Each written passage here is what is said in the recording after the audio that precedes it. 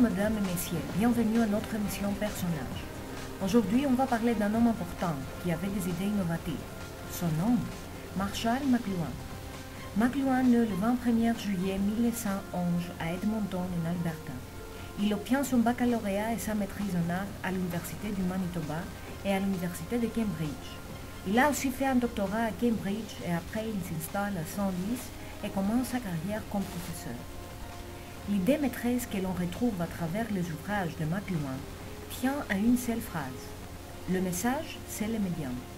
McLuhan situe le message non pas dans le seul sens exprimé par le metteur, mais dans la combinaison unique de l'effet message-média, pragmatique de la communication. Ainsi, l'expérience vécue du média utilisé, téléphone, internet, etc., est remise en premier plan, subordonnant le message au média, et inversant ainsi la traditionnelle opposition fond-forme.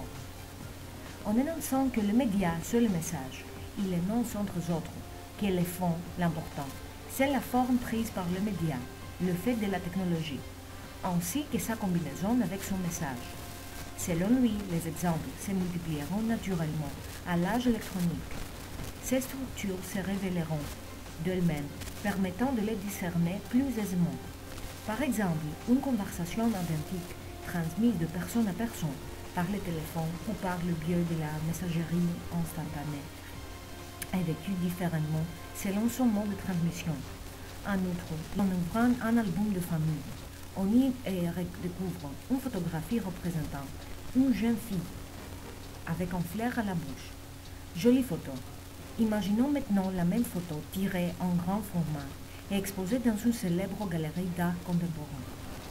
Dans le premier cas, on dit « Cette photo est sympathique, mignon, etc. » Dans le second cas, on dit « Vraiment sublime cette image, quel grand photographe !» L'habillage, c'est-à-dire la galerie et même la signature de l'artiste, nous a grandement influencés par rapport au contenu.